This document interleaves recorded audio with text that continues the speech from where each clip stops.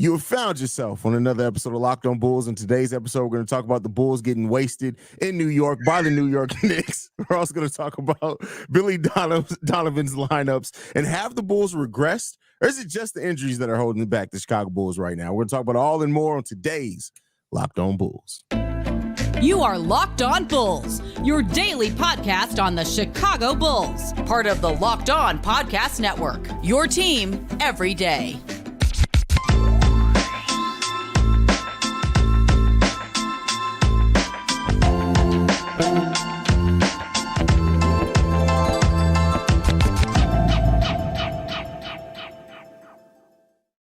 Thank you for tuning in to Locked On Bulls, member of the Locked On Podcast Network. We're your team every single day. That's Pat, the designer, host, and creator of the Windy City Breeze, and host of the Chicago Bears podcast over at ESPN 1000. I'm Haize, host, creator of Chicago Bulls and Chicago Bears Central YouTube pages and podcasts. Today's episode is brought to you by FanDuel. Make every moment more. Right now, new customers get $150 in bonus bets with any winning $5 moneyline bet. That's $150 if your team wins. Visit FanDuel.com/lockedon to get started.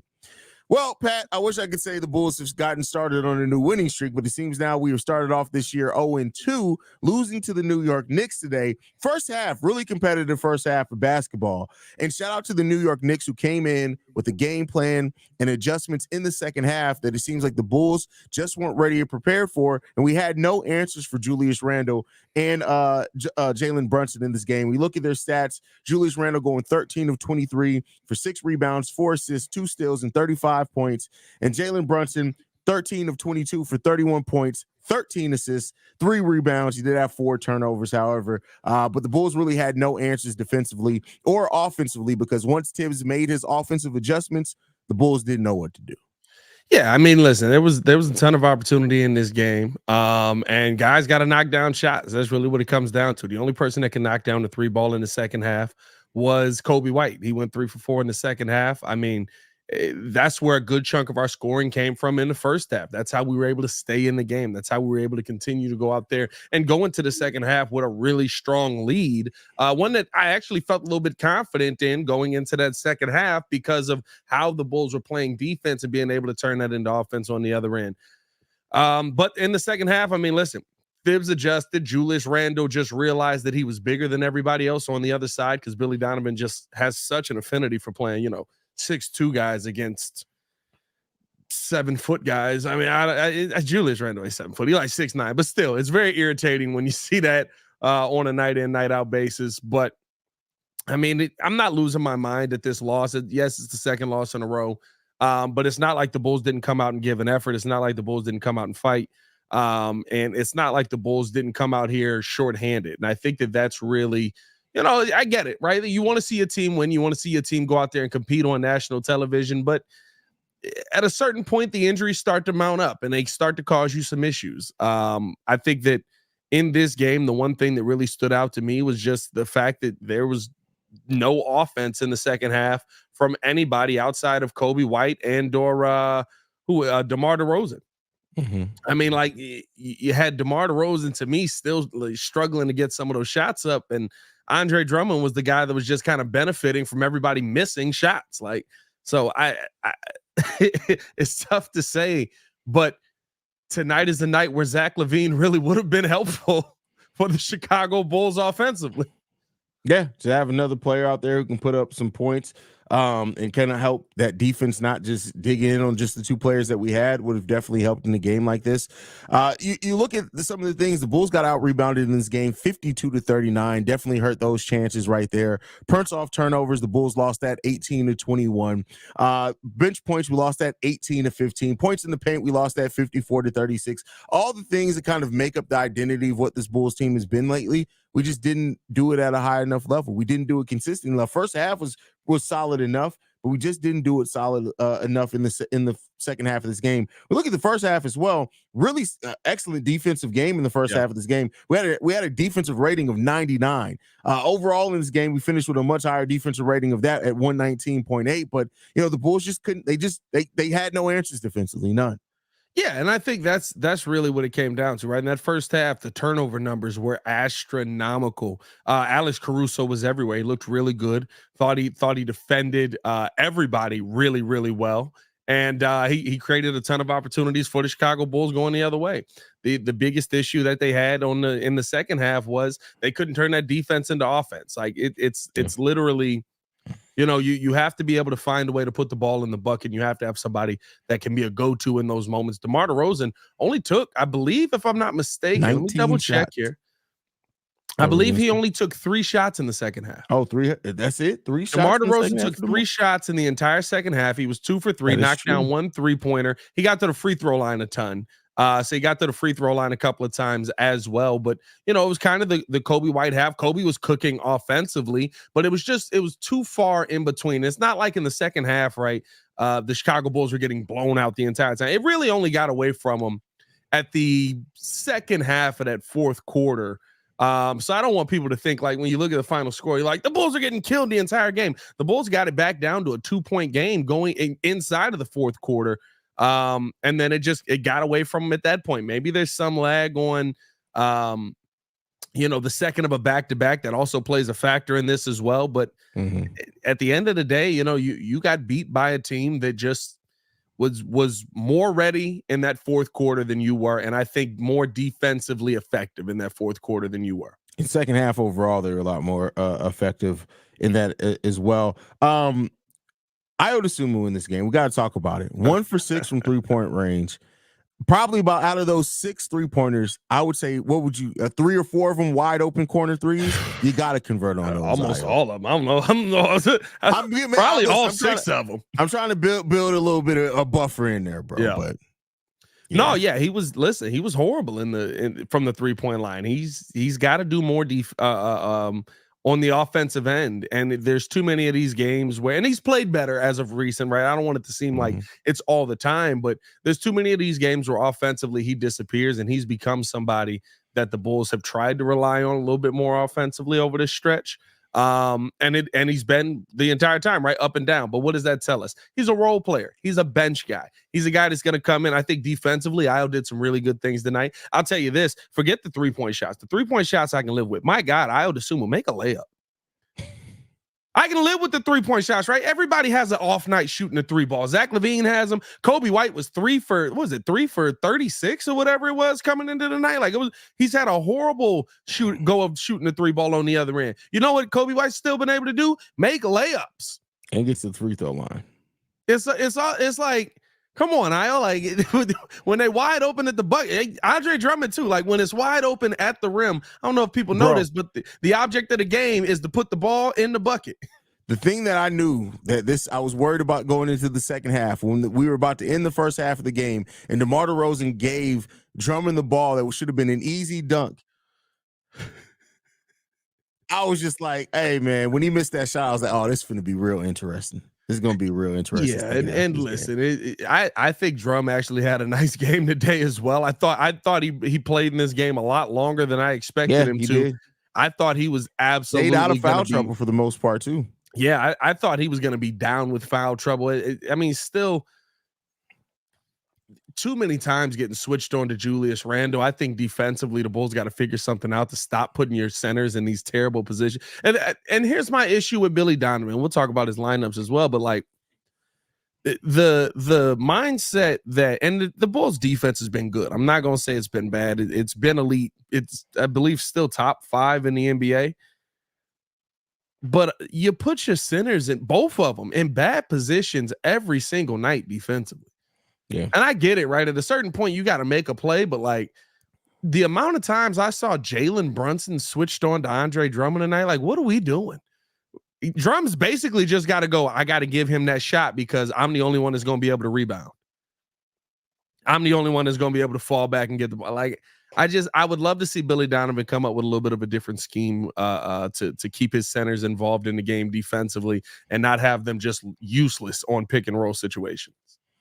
Billy Donovan doesn't care about centers or young people. Did you just Kanye West me right there? Is that I what did. that was? I did. Billy Donovan. Billy Donovan does not care about young black centers. Wow. So you just don't be adding clarity on my. What are we doing here? Well, here's the thing. Or Nikola Vucevic either. So I mean, I guess. There you go on that one. Because That's he put Vooch in the same spots.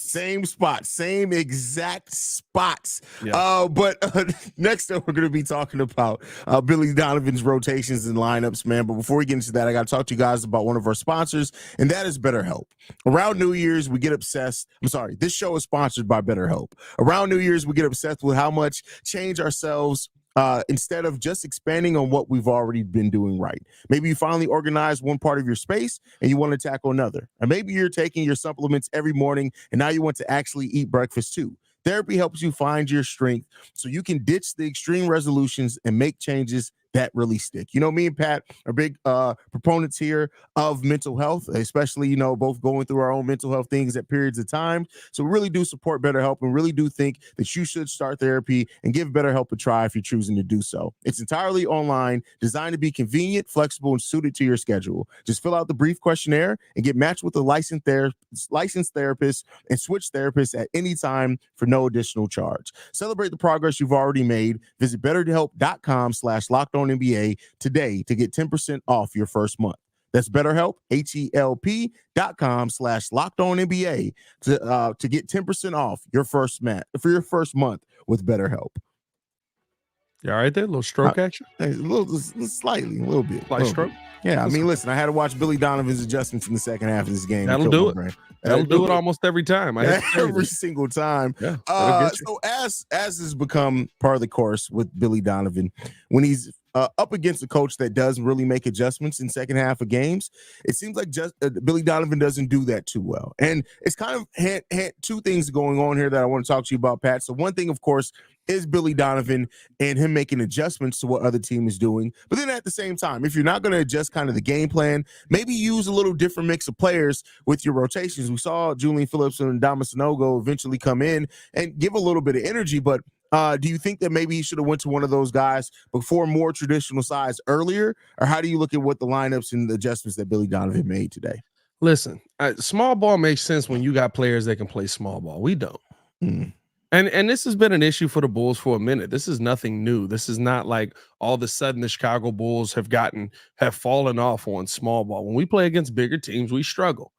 And when you got a lineup that includes Julius Randle, OG Anunoby, Isaiah Hartenstein, guys that have some size on them, we're going to struggle against those guys, right?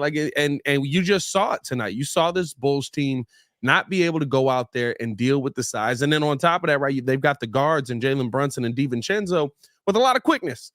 So now you're trying to deal with the size and get back to the corner because these guys are sitting wide open all of a sudden. To me, the small ball lineups, especially when you're going up against Julius Randle, especially when you're going up against Isaiah Hartenstein, who had a great night tonight. I thought defensively he was elite, turning shots away left and right. Eventually you got to be able to get big on some of these guys, and the Bulls just aren't able to do that. Yeah, that was crazy, but I was going to try and move past it. That was crazy. Ahead. Keep going. It was insane. But I thought that the Bulls, the small ball lineups at the wrong times were like, why is there such an adverse want to use guys that have size? And this is not just a this season thing. This is a Billy Donovan thing. He wants to go with these small ball lineups, and to me it puts you behind the 8 ball on the defensive end because you're trying to create more offense. You're trying to force them to space out more. But here's the problem: when they go with their athletic lineup, your small ball lineup's just small now. It's not like you're outdoing them on the athletic end. Yeah, I mean, that's the point of going small ball. Your point is make them have to get their bigs out. Their bigs are running around. They're trying to figure out where everything is at. You're stretching them out defensively. You're knocking down the 3 ball. There's nothing they can do because they're tired. They're running around too much. We didn't have that, and we never have that. There's nobody on this team to me that is an elite enough 3-point shooter outside of maybe Kobe White, and he's been in a little bit of a slump over the last few games. It's good to see him kind of get out of that, but you're going with these small, and then you're throwing Javon Carter in there as a main piece of. Listen, I got to apologize to the people. I told people that Javon Carter was Chicago Bulls Central today. I tell people Javon Carter was a good play. Like, here's the thing. Now he's falling off a cliff. Let's not get it twisted. The Javon Carter we thought we were getting did not show up in Chicago. We got Javon Carter. We didn't get Javon. We got Javon. We got the Temu version of Javon Carter, bro. Like it's smaller.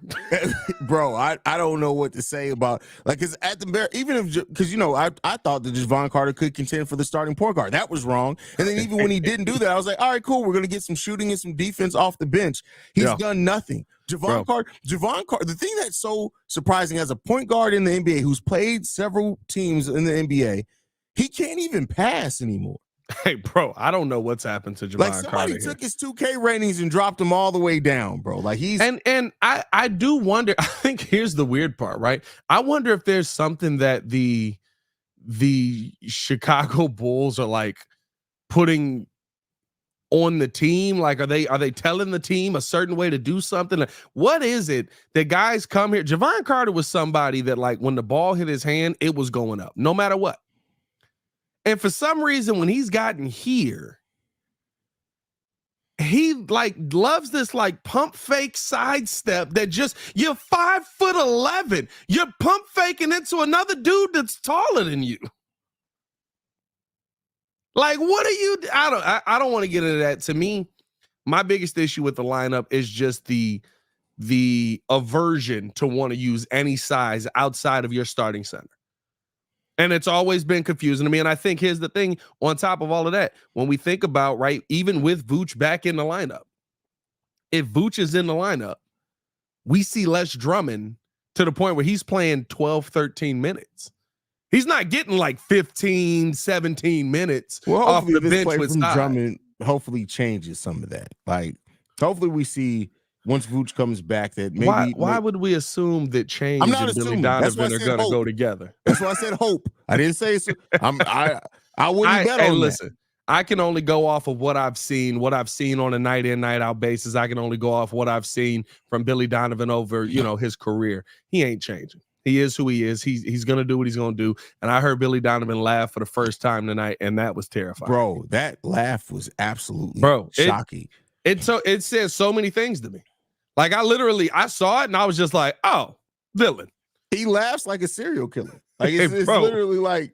There's bodies in his basement. That's all. I'm not saying that you'll find them, but there's probably bodies in his basement. Yeah, you never find him though. He's hit them too well. This man probably a master bricklayer, bro. You go down there, you be like, is that a yellow brick road down there? Like, what's under the brick? Don't ask no. You go skip past. You call that man a master bricklayer. That is hilarious, by the way. Hey, listen, that's what his team is doing. So might as well. They got to be learning it from somewhere.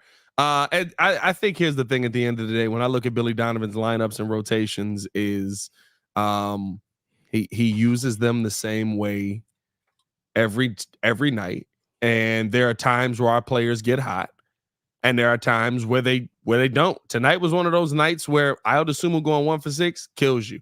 DeMar DeRozan not really taking a ton of shots in the second half killed you. I don't know if he was gassed. Maybe it was them heavy shoes he had on, them Kobe's he had on. They looked nice, bro. But them shoes, they were nice. They were nice. But those were Timbs. Those were Kobe Timbs. Was wearing boots. That's bro. crazy. That's wild. Bro. Hey, yo, I looked at the shoes and I was like, hey, them is heat. They gotta weigh 8 pounds. Like, it's no way. I mean, he also has balled in up tempos before, so like that's true. He gotta have strong ankles, man. That's what it comes down to at the end of the day. I don't know why that's so funny to me. I don't either. No, I don't think I've ever heard that phrase before. He got strong ankles. You got strong ankles, bro. You gotta have strong ankles, man. You gotta you have to be able to hoop in shoes that high, bro. Them shoes is up his calf muscles, bro. Anyway, what were you about to ask me something? What were you about to ask me? Oh, he lost. I don't even remember. He lost the shoe up the calf. No, when you look at some of the lineups that Billy has thrown out there, do you feel like there are lineups, because there's still injury, we have to talk about that as well. Do you feel like there was a lineup that he could have put out there that would have made tonight's game go differently? I think that, differently as a whole, no, I can't say that, because there was so many different things that fell into it. But I will say this, is that with the Bulls already losing and struggling, and you can tell that when Terry Taylor was out there, not to say that Terry Taylor wasn't competing, because he was, but that he was getting outworked via size. I would have tried to go a little Adama Sanogo in there for a few minute stretch just to see if it changed something.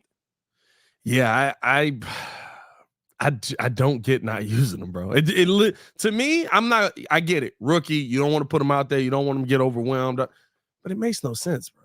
Yeah, it makes Terry no Taylor's sense. 6'4", bro. He a little bit taller than me. Dama Sanogo could legitimately be your backup center next year when you look at the Bulls cap situation, depending on who they resign. We may not be able to bring Andre Drummond back. So keep that in mind. I was going to say something else before we go into the next break, and I don't remember what it was anymore. Did it have something to do with DeMar DeRozan's shoes? Oh, it had something to do with, no, Emar Arnell is back because DeMar played no defense. Hey, bro. Hey, none. There was a corner. There was like 2 or 3 corner threes where he looked back and put his arm up, but he was nowhere near the 3-point line. Bro.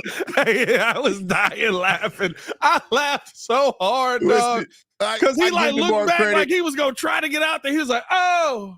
DeMar's been getting steals the last few games. He still got one in this game, but DeMar's been at least trying to play defense, at least trying to look like he's playing defense. Yeah. Today, DeMar literally looked at OG sometimes on a couple of possessions. Looked at sometimes he got switched on DiVincenzo. It was just like, you got it. And that was it. I don't know. I'll say this. We got to go into have the Bulls regressed or is it just injuries? I'm not losing my mind over 2 games. I think DeMar's played pretty well over the stretch, but tonight was pretty funny with some of the defensive. Bro, that was DeMar. I would love to I don't have time to go through all of DeMar's defensive possessions and just look at that for a minute and say, hey, this dude did not try at all.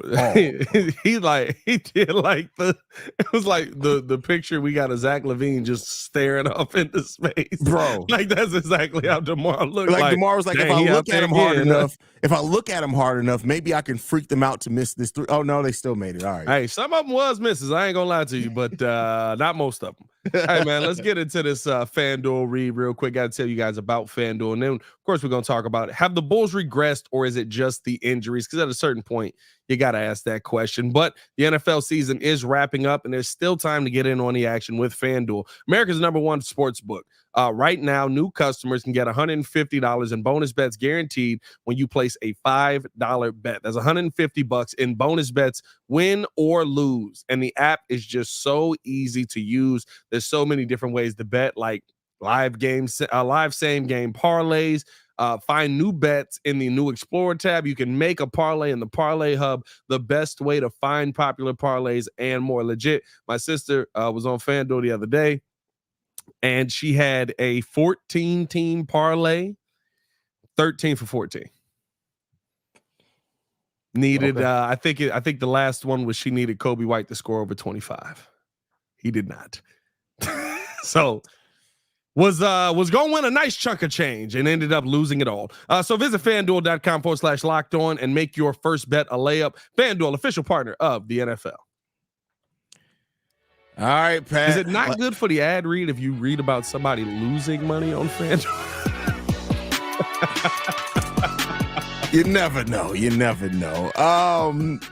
So we got to ask this question before we get out because I know Bulls fans are asking it. People want to talk about it.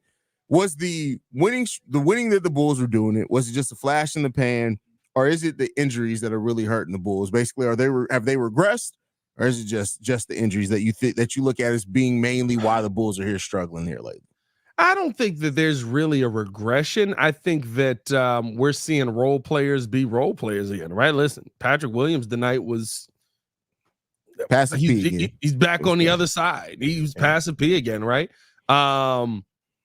Could not get anything to fall. I think you look at Ayo Dosunmu. He was 2 for 12 tonight, 1 for 6. He made literally 1 3 and 1 layup. He was on the court for 31 minutes, right? Like you're not going to win a lot of games when you have guys out there like that. And I think that's just that most of these guys are just role players. You need guys that consistently be scorers. Kobe White, he's turned himself into a scorer. I don't think he's regressed. I think that most of us feel pretty good about what Kobe White has done. Even on a night where, he got his 3-ball falling again, but he was attacking the bucket to me consistently and forcing them to really take some tough shots. At a certain point, you got to look at it and just go, I can't believe they didn't win without Nikola Vucevic, who's really a focal point in this passing game, right? Like how he operates on the offensive end. We've seen Kobe White be really good in that situation. And I don't know. Zach LaVine to me is a tough one to throw in there, but I guess tonight would have been a good one. And I think the biggest one is Torrey Craig, right? Like if there was anybody tonight that would have gave you that little extra oomph, and of course that size defensively for you to be able to go out there and get some stops, and on P. Will having a 2-for-8 night, this would have been a night where Torrey Craig steps in. Yeah, that's facts. Yeah, I mean, the injuries definitely impact a lot, and I know Bulls fans being upset with this team losing. We've now lost 3 out of our last 4. Now want to question how legitimate that run was, but I think even in this game we saw a lot of the bones of the same thing that we were seeing. They were moving without the ball more so in the first half of this game. Kobe White's shots back falling, which adds additional spacing onto the court. But when you don't have a player like Nikola Vucevic, who does help so much with what he's able to do passing wise, when players do cut, get to the rim, things like that. When you have a player in Drummond in there who operates just down low in the post, it clogs those things up. So I think as we, move towards Friday against Charlotte, when hopefully we have at least Vooch back and maybe even Zach LaVine, per what Billy Donovan said, that, things start going back in the right direction for the team. Yeah, and I think that's the hope. I mean, listen, the one thing that at a certain point we do have to talk about it, right? Like I like how some of the team is constructed. But I just don't really like here's the thing. Vooch coming back, what does it get you to? Zach coming back, what does it get you to? Maybe you get this win. Maybe you compete a little bit better in that Philly game. But outside of that, are we talking about this team? I mean, like what they're the 9th seed instead of the 10th seed, right? Like it right now with the 11th seed. Oh, you're saying with them back. I'm sorry. With them back, right? Like we move up to the 9th seed because New York is the 8th seed. And I mean, I guess if you want to look at it, this is glass half empty versus glass half full. For me, right, I looked at this game and I was like, yeah, you definitely are missing some depth, but what does that depth add for you versus the top teams? But the glass half full side would be you're missing so much depth, and the Knicks were fighting for their lives to beat you all until that fourth quarter. Yeah, there you go. There's listen, glass half full, glass half empty. And I think, we got two games against the Charlotte Hornets back to back. If we lose those 2 games, listen, you'll have to burn something down. Something's getting burnt down. Well, and hopefully you have your guys back in that situation, right? There's supposed to be a Friday is supposed to be the day where Zach LaVine is first eligible to come back. We'll see if he actually does. I mean, Vooch has to be coming back soon. We just haven't heard anything. Is Vooch done for the year? Because this is how Lonzo went. It was like 7 to 10 days. 10 days has passed.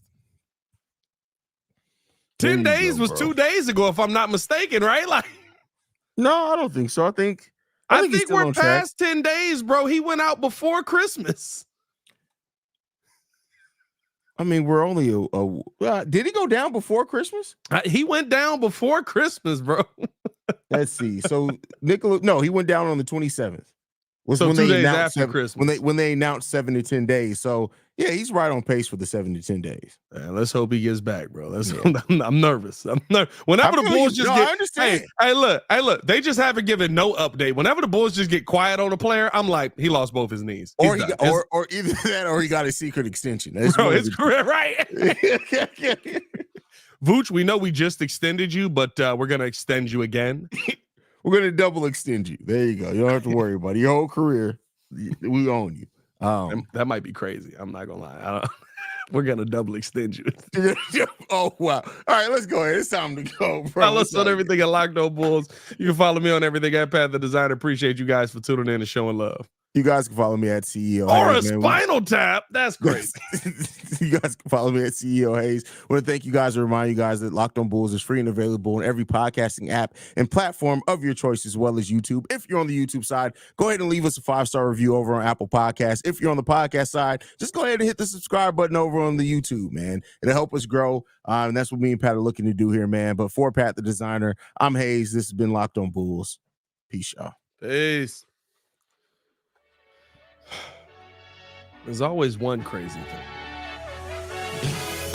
Double extend Vucci.